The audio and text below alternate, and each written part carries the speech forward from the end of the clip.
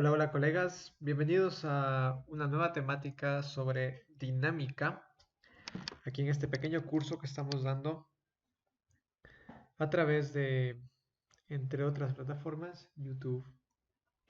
Entonces, el día de hoy vamos a hablar con respecto a movimiento rectilíneo uniformemente acelerado. Esto como primer paso. Luego, más adelante hablaremos de otra temática más, pero ya la verán, ¿sí? Como se habrán fijado ustedes, obviamente, en el título del video. Entonces, en esta primera temática que es movimiento rectilíneo uniformemente acelerado. Esto es un movimiento o es un tipo de movimiento que se estudia mucho a nivel de secundaria y bachillerato. De seguro muchos de ustedes a este punto ya se encuentran muy familiarizados con este tipo de temáticas, ¿sí? Entonces, este movimiento o en este movimiento la aceleración, que es un factor importante, permanece constante.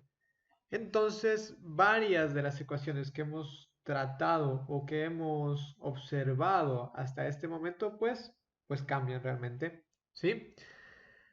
Y recordemos nuestra ecuación número 2 de los videos anteriores, en el cual sabíamos que la aceleración era la derivada de la velocidad con respecto del tiempo, considerando en este caso obviamente que la aceleración es el resultado de este cálculo de aceleración nos da un vector, ¿sí? Entonces es la derivada de la ecuación de la velocidad con respecto del tiempo. Ahora, en este caso, esta ecuación se vuelve constante y esto obviamente tiene sus repercusiones. Si despejamos esta ecuación, tenemos que la derivada de la velocidad es igual a la aceleración por la derivada del tiempo. Pero como la aceleración es una constante, entonces lo que se forma es el escenario ideal para poder aplicar un proceso de integración. Y tenemos una integral, en principio, indefinida, en la cual en el lado izquierdo tenemos a la derivada de la velocidad y en el lado derecho tenemos la derivada del tiempo. La aceleración, como es una constante, queda fuera de la integración. Entonces ya podemos aplicar esta integral. Pero podemos definirla, por así decirlo. ¿Cómo? ¿Cómo la definimos? Vamos a definir la velocidad desde la velocidad inicial hasta una velocidad final. Obviamente no vamos a definir valores numéricos en este instante, sino únicamente un rango de análisis entre la velocidad inicial y la velocidad final. Lo correspondiente con el tiempo, desde el tiempo inicial que evidentemente es cero hasta un tiempo indeterminado que puede ser el tiempo final, que es un tiempo t. Entonces, ahora que tenemos ya todo listo para esta ecuación, podemos aplicar el proceso de integración correspondiente y el resultado es este. Velocidad menos velocidad inicial es igual a aceleración multiplicada por el tiempo. Recordemos, es un proceso de integración sencillo de una integral ya definida. Ahora, vemos esta ecuación de aquí y ya nos recuerda a algo que de seguro vimos en el colegio, que de seguro vimos en bachillerato y no se equivocan. Al despejar esta ecuación tenemos lo siguiente. Velocidad es igual a la velocidad inicial más la aceleración por tiempo.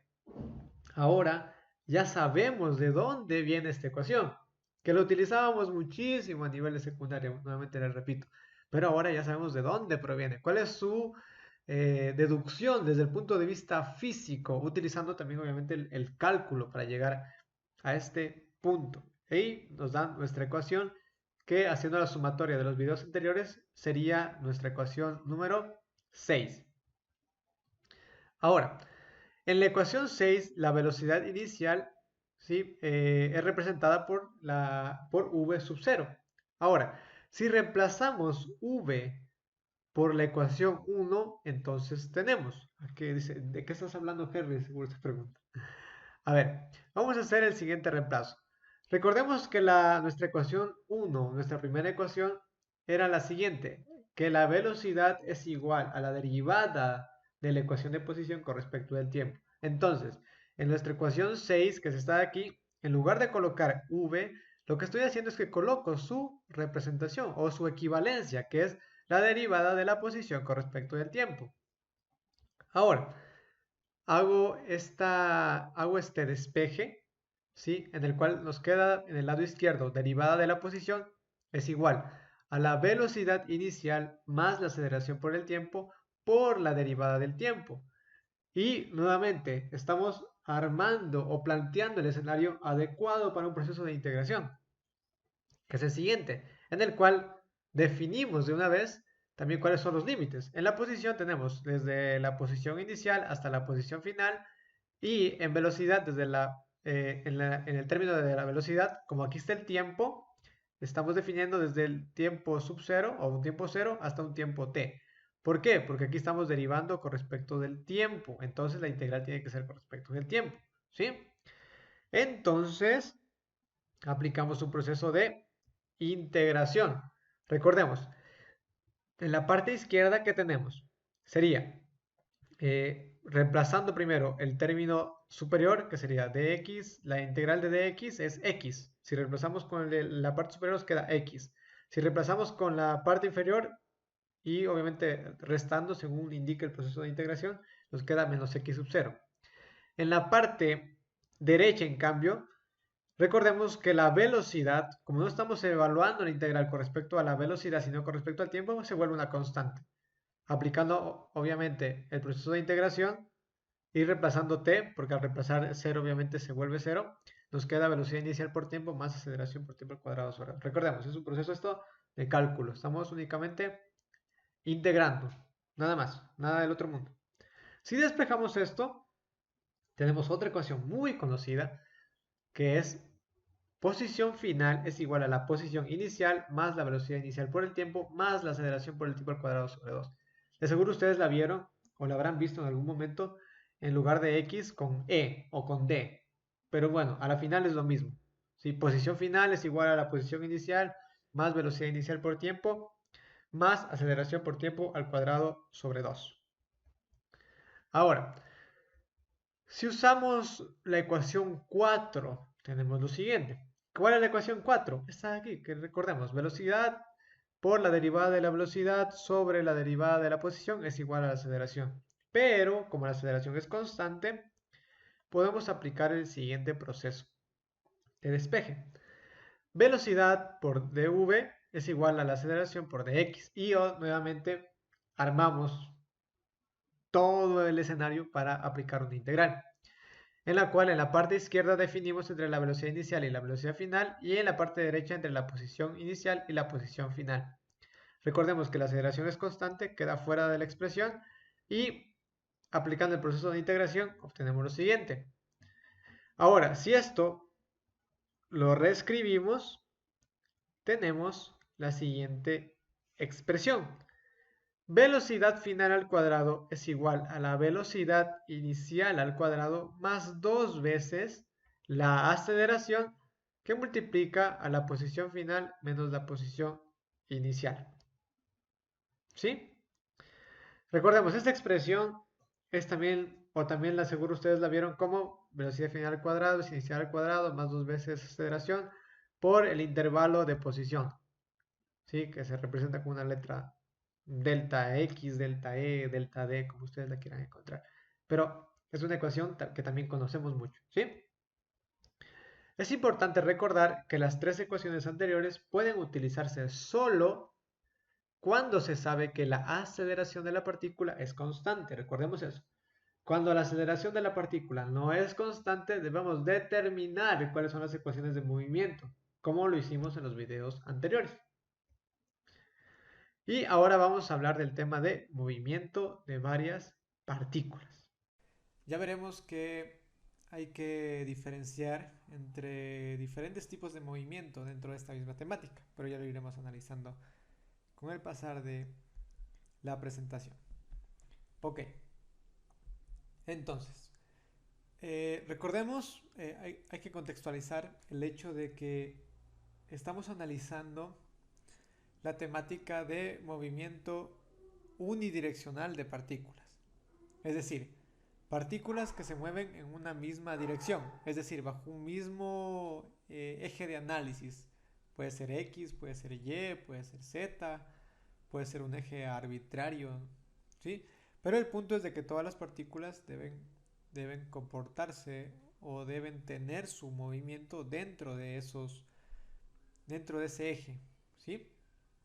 Entonces, según la misma recta, varias partículas se movilizan de manera independiente, es posible establecer ecuaciones de movimiento independientes para cada partícula. ¿A qué se refiere esto? Imaginemos, por ejemplo, aquí esta recta que tenemos en la parte de abajo. Por ejemplo, vemos estas dos partículas que podemos llamar como A la verde y B a la azul. Vemos que ambas se mueven, ¿sí?, de manera independiente.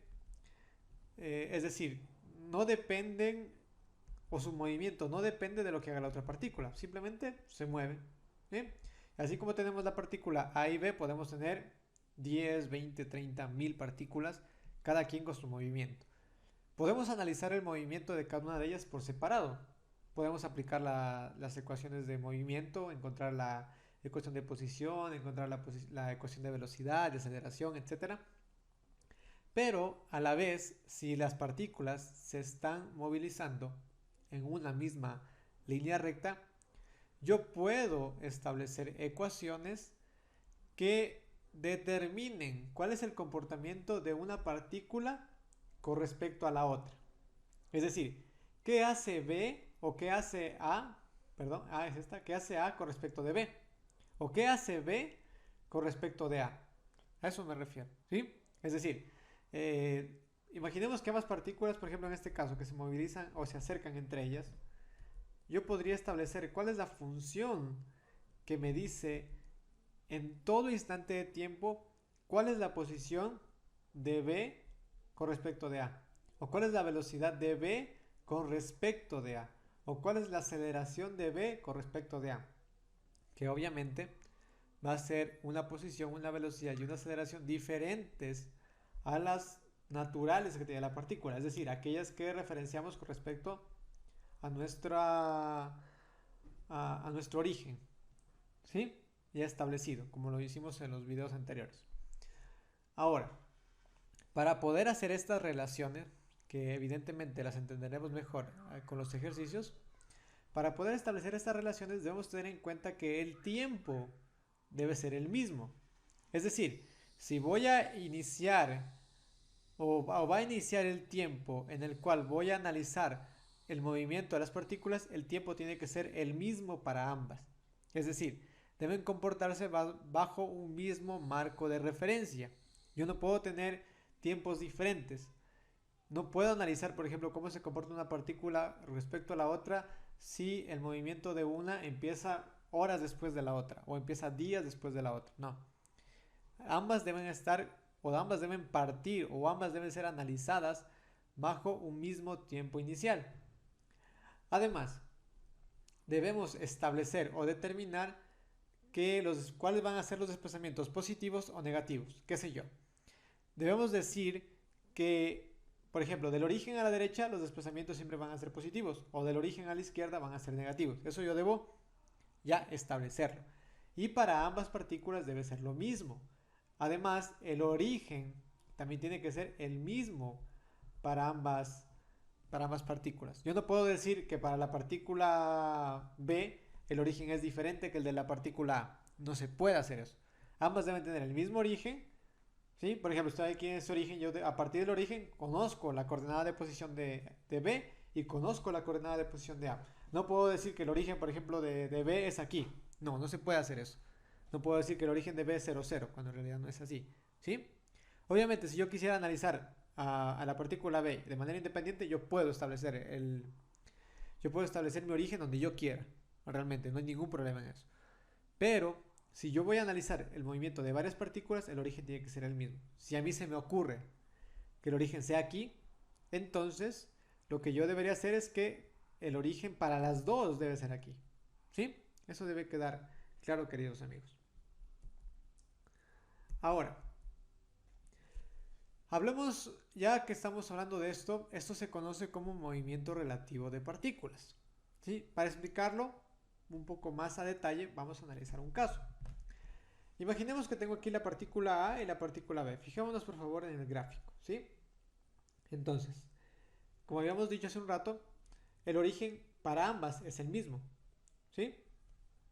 Entonces, si yo quiero conocer ¿cuál es la posición de la partícula A? Yo tengo que medir una distancia x desde el origen hasta A. En este caso la llamaremos xa. ¿Sí? Ahora, si yo quiero conocer la posición de B, tengo que medir una distancia x desde el origen, ¿sí?, hasta B.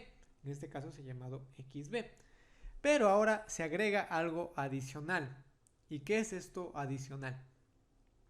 Que si yo quiero conocer cuál es la posición de B con respecto de A, ¿qué tengo que hacer? Si nos fijamos en las gráficas, tenemos dos segmentos, el segmento XA y ese segmento que va desde A hasta B.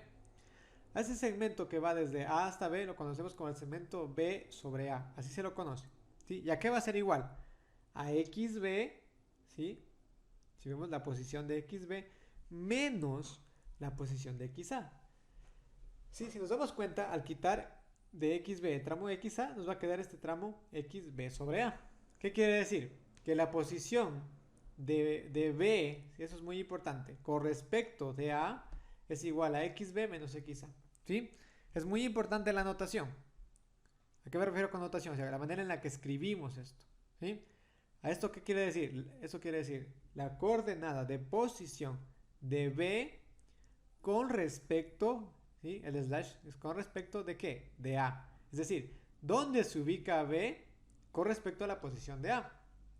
Entonces, yo tengo, cuando escribo de esta manera, XB, B con respecto de A, ¿cómo debo escribir? Primero, la posición del primer término, es decir, la posición de B, menos la posición del segundo término, en este caso A. Ahora, esta relación XB sobre A puede tener signos. Obviamente, puede salir un signo positivo o un signo negativo. Un signo positivo, ¿sí?, eso es muy importante, un signo positivo significa que B, ¿sí?, que B se encuentra a la derecha de A. ¿Sí? Eso significa. O un signo negativo, en su defecto, significa que B estaría a la izquierda de A. ¿Sí? A ver, analicemos por ejemplo el caso de acá. ¿Qué pasaría si yo quisiera obtener la posición de A con respecto de B? ¿Cómo debería escribirla? Debería escribir X A sobre B. ¿Y eso qué sería igual? A XA menos XB. Entonces, X, aquí hacemos, vemos la gráfica, XA menos XB, evidentemente nos va a dar un signo negativo. ¿Qué indicaba eso, un signo negativo? Que A se encontraba a la izquierda de B. ¿Sí? Ahora, a partir de esa expresión, yo puedo despejarla, obviamente. Si a mí me dicen, por ejemplo, imaginen un ejercicio que les dicen, a ver, la posición de A es más 4 y la posición de B con respecto de A es más 3. Entonces, encuentre la posición de B. ¿Qué deberíamos hacer? Fácil. Yo, si de esta ecuación despejo XB, obtendré lo siguiente, que es XA más la posición de B con respecto de A. ¿Sí? Recordemos, esta es una suma algebraica. Depende del signo que nos den acá. Si es un signo negativo, obviamente eso se va a restar. Eso hay que tenerlo en consideración. ¿Sí? Entonces, XB, ¿sí?, XB es igual a XA más XB sobre A. Una suma algebraica. Y ya podríamos conocer la posición de B. ¿Avanzamos? Ahora, si analizamos más a detalle, recordaremos que esto me da la coordenada de posición.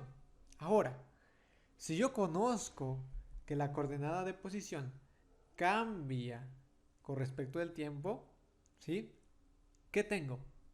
Nada más y nada menos que la velocidad, queridos amigos, ¿sí? Entonces, miren, la posición, si yo la evalúo con respecto al tiempo, saco derivada para obviamente obtener un vector, la derivada de la posición con respecto al tiempo y aplico para toda la ecuación, ¿qué obtengo? Velocidad. Y entonces puedo sacar una ecuación que me dice que la velocidad de B es igual a la velocidad de A más la velocidad de B sobre A. ¿Sí? O es un defecto. La velocidad de B sobre A, o sea, de B con respecto a A, es igual a la velocidad de B menos la velocidad de A. ¿Sí?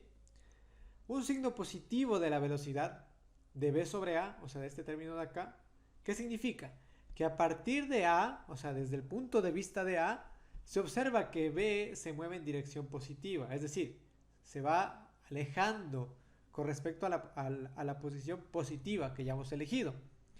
Un signo negativo significa que se observa desde el punto de vista de A, ¿sí?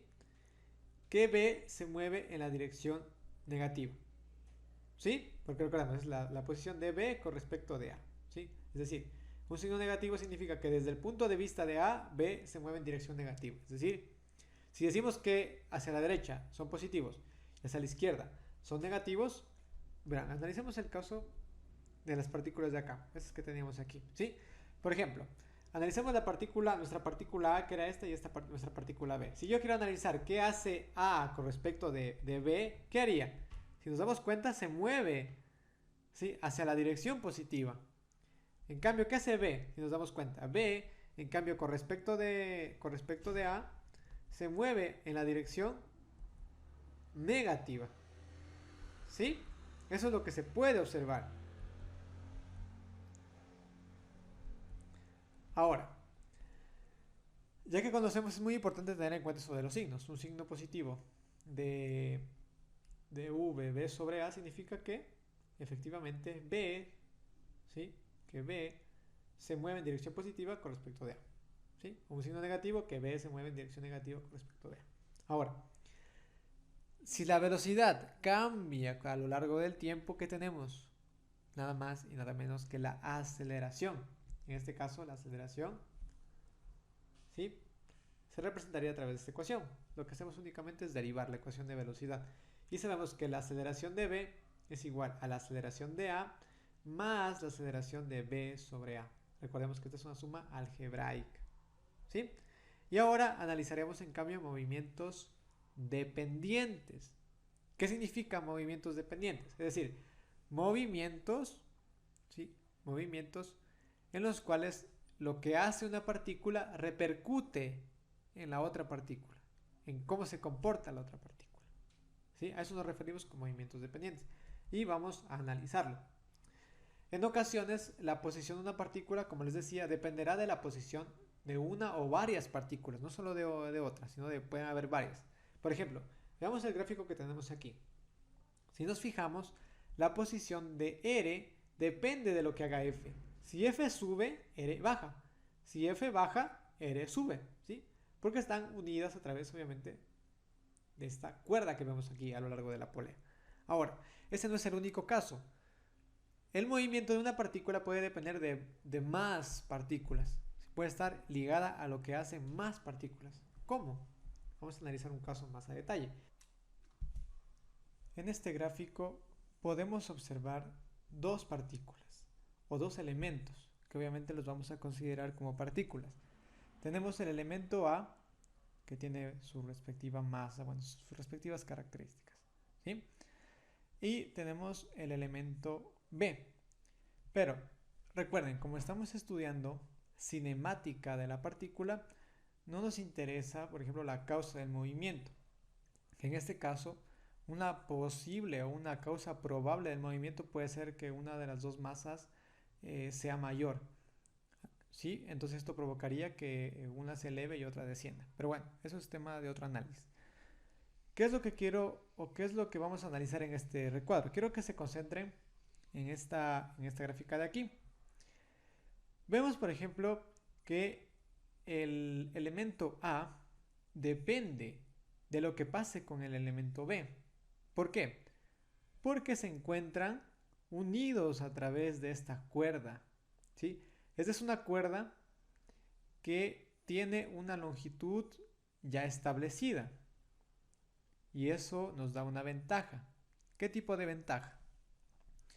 Como ya tenemos una longitud establecida de la cuerda, esto quiere decir que la suma de todos los segmentos siempre va a dar el mismo resultado. ¿A qué me refiero? Si nosotros sumamos AC más DC, perdón, AC más CD más DE más EF más FG, nos va a dar como resultado, ¿qué cosa? La longitud de la cuerda. Ese va a ser nuestro resultado, la longitud de la cuerda, ¿sí? No importa si A o si B cambian de posición. A puede descender, Y al descender A, ¿qué va a pasar? El segmento CA se va a hacer más grande, o el segmento AC, como le quieran llamar, va a ser más grande. Pero en definitiva la sumatoria de todos los segmentos va a seguir siendo la misma. Entonces, a cambio de que CA descienda, ¿qué va a pasar con DE? Va a hacerse más pequeño. Lo mismo con GF. Van a hacerse más cortos estos segmentos. ¿Sí? Entonces, a nosotros, dentro de un análisis, por ejemplo, de este tipo de elementos o de este tipo de casos, lo que nos interesa saber o determinar es la ecuación que relacione el movimiento de A con respecto de B. Porque son, como estamos viendo, movimientos dependientes.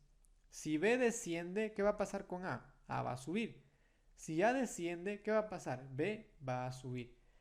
Entonces, ¿cómo determinamos esta relación que existe de dependencia de movimientos?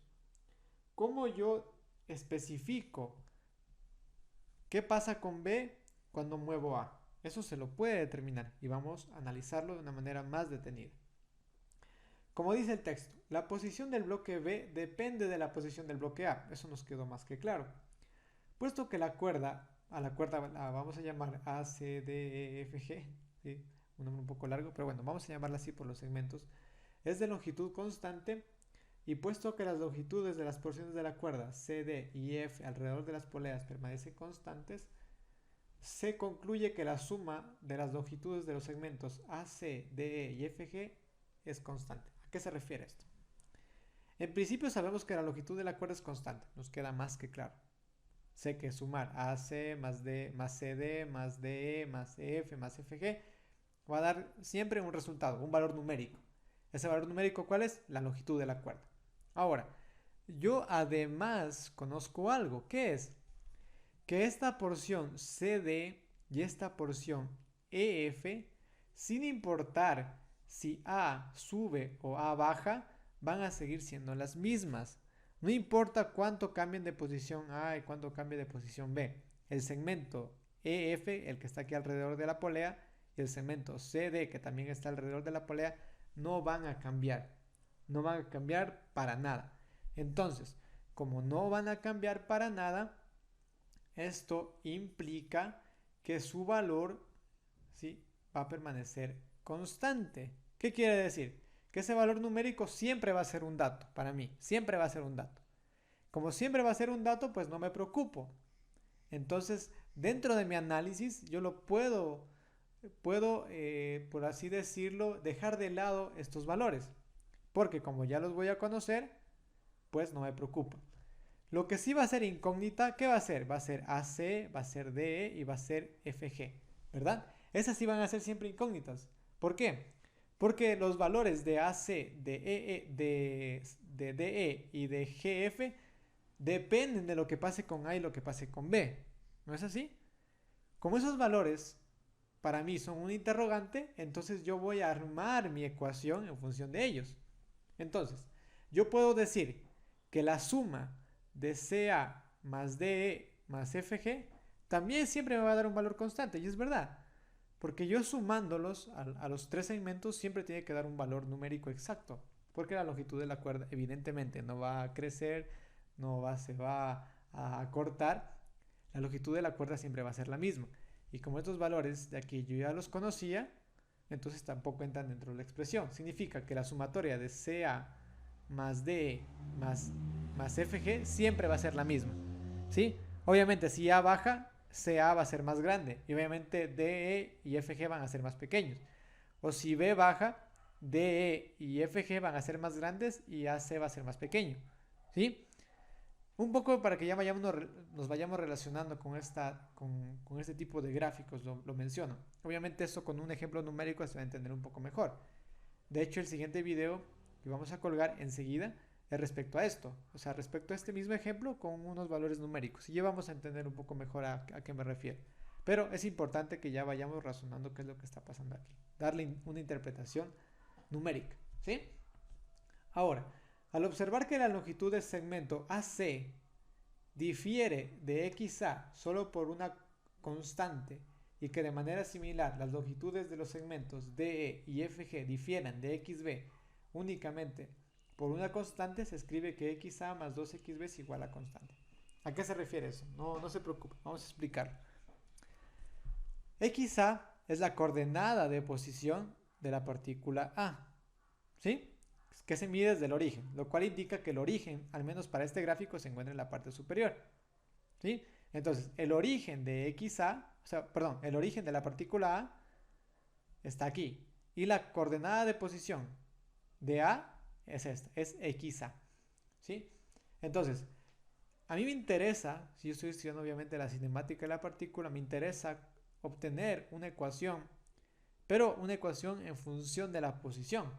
No me interesa obtener una ecuación en función de los segmentos, porque en realidad no son un buen punto de referencia. Podrían llegar a serlo, pero a mí se me hace más fácil obtener una ecuación de posición en función de la coordenada de posición, evidentemente. Entonces, como la coordenada de A es xa, yo debo observar algo aquí en mi gráfica, y es lo siguiente, que la longitud que existe entre C y la parte superior, es decir, el origen, también va a permanecer constante. ¿Qué quiere decir eso? Que este valor, pase lo que pase, siempre va a ser el mismo, lo mismo con esta sección de aquí, toda esta parte de aquí, ¿sí? Pase lo que pase, siempre van a ser valores iguales, no importa si A sube, A baja, este valor desde aquí hasta aquí va a ser lo mismo, el valor de aquí hasta acá arriba va a ser lo mismo, no va a cambiar, ¿sí? Entonces eso lo vamos a utilizar como una ventaja. ¿Por qué? Porque esto significa que la posición de A, ¿sí? La posición de A más la posición de este segmento de o sea, sería más la posición de este segmento pueden formular una nueva expresión. ¿A qué me refiero con esta nueva expresión? ¿Sí? Como estos segmentos de aquí, si se dan cuenta, si hiciera aquí un corte, el segmento DE va a ser igual a ese segmento que ya no sería G, sería un G' F. ¿Sí? Va a ser igual.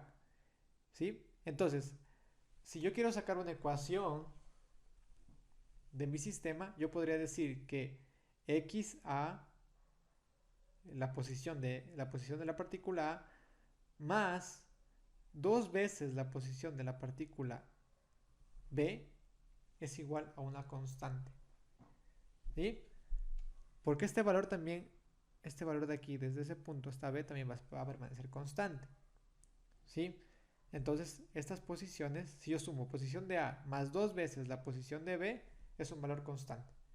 Quizá ahorita pues suene un poco complicado si no le damos valores numéricos. Por eso les digo que en el ejercicio que vamos a analizar dándole valores numéricos a esto, se va a entender un poco mejor a lo que me refiero con valores constantes y eso.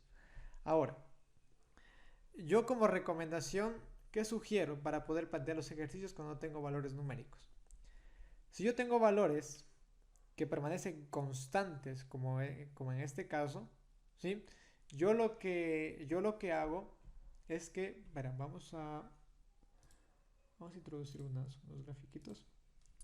Yo lo que hago es considerar que mi origen es aquí, ¿sí?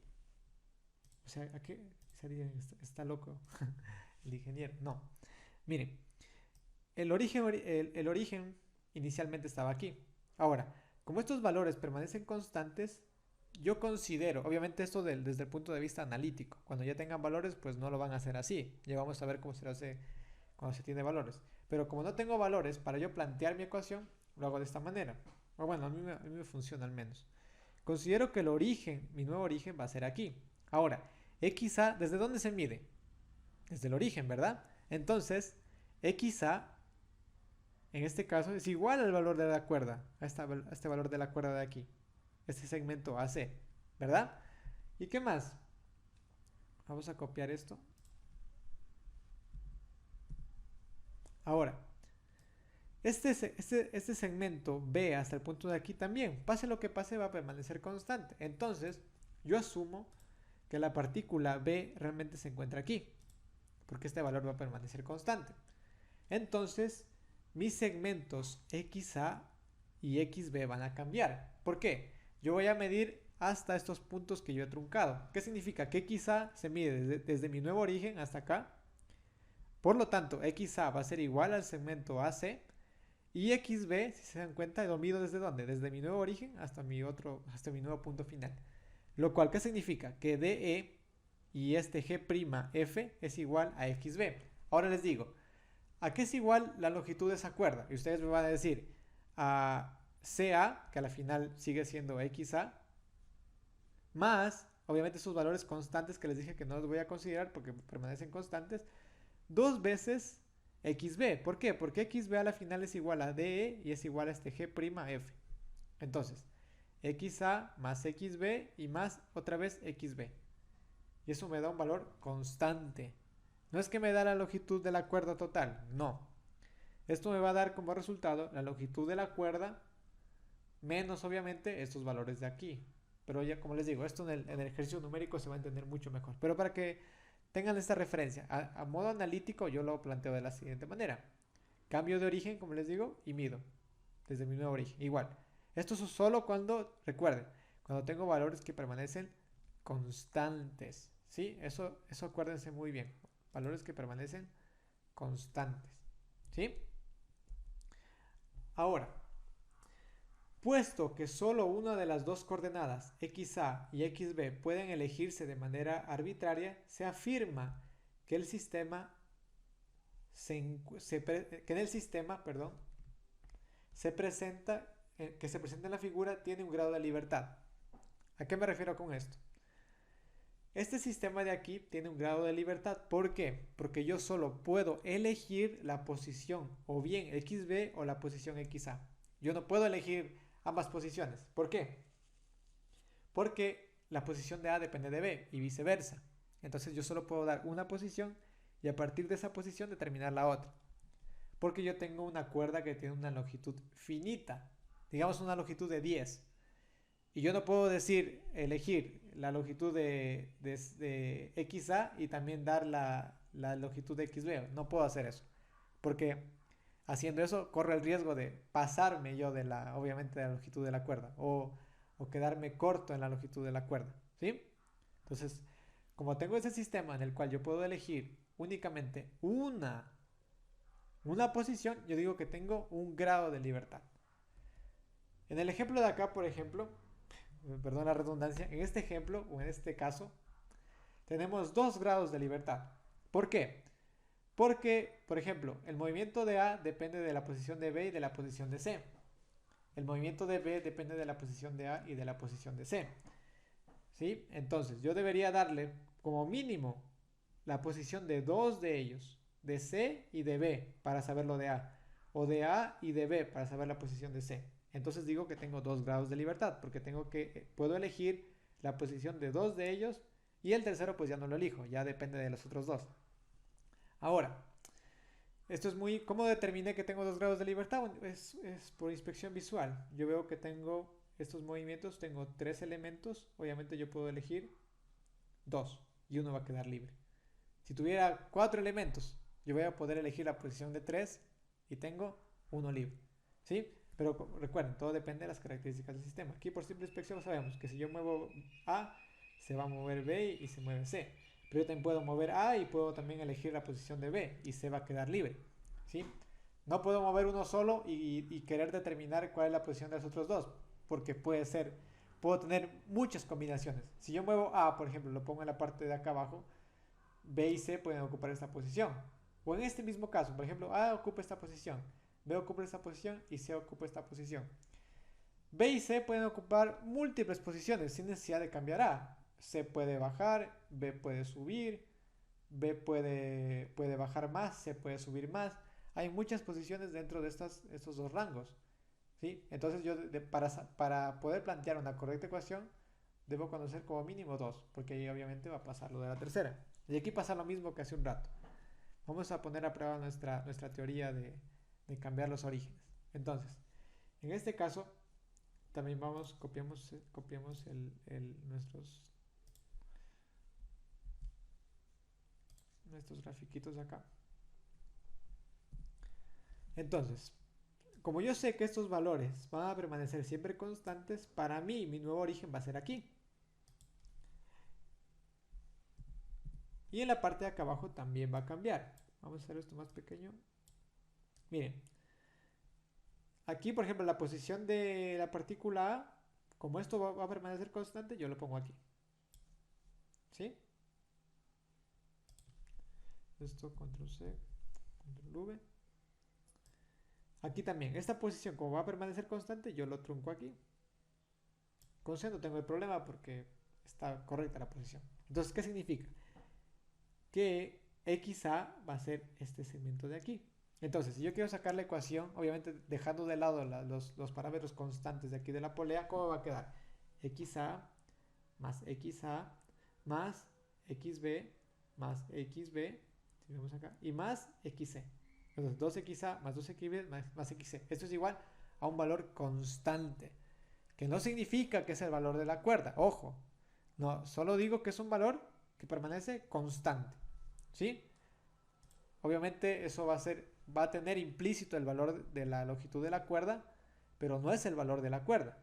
¿Sí? Esto va a depender obviamente de cuánto mida esto, de cuánto mide esta parte de acá arriba, de cuánto mide esto de acá abajo. ¿Sí? Como les digo, esto con el ejercicio que vamos a hacer se va a entender mucho mejor. ¿Sí? Pero ténganlo en cuenta. O sea, este truco que les acabo de dar. Bueno, no sé si llamarlo truco, en realidad. Entonces, como habíamos dicho, este sistema tiene 2 grados de libertad porque puedo elegir la posición de 2 y a partir de eso determino el tercero. Ahora, ¿por qué me intereso tanto por encontrar la ecuación de posición? Porque si yo introduzco la variable tiempo, ¿qué va a suceder? Que yo ya tengo una ecuación que tiene la derivada de la posición con respecto del tiempo. Y esto es igual a la velocidad. Entonces yo puedo determinar una ecuación de velocidad. Y si esta ecuación de velocidad la derivo con respecto del tiempo, voy a obtener una ecuación de aceleración. Es decir, que yo voy a conocer o puedo conocer la velocidad, la posición y la aceleración de cualquiera de los elementos, conociendo obviamente la posición, velocidad y aceleración de los otros dos, al menos en este sistema. O sea, tengo una ecuación que relaciona al sistema. Esta ecuación original, esta de aquí, se conoce como ecuación de ligadura, ¿sí? La cual establece el comportamiento del sistema en función pues, de los elementos que intervienen, ¿sí? Eso, queridos colegas, esta sería la parte teórica y sí o sí les recomiendo que vean el ejercicio, porque, bueno, al menos el primer ejercicio, porque a partir de ese ejercicio pues se va a entender un poco mejor. Eso, queridos amigos, espero que se encuentren muy bien, les envío un gran abrazo y muchos saludos. Hasta luego.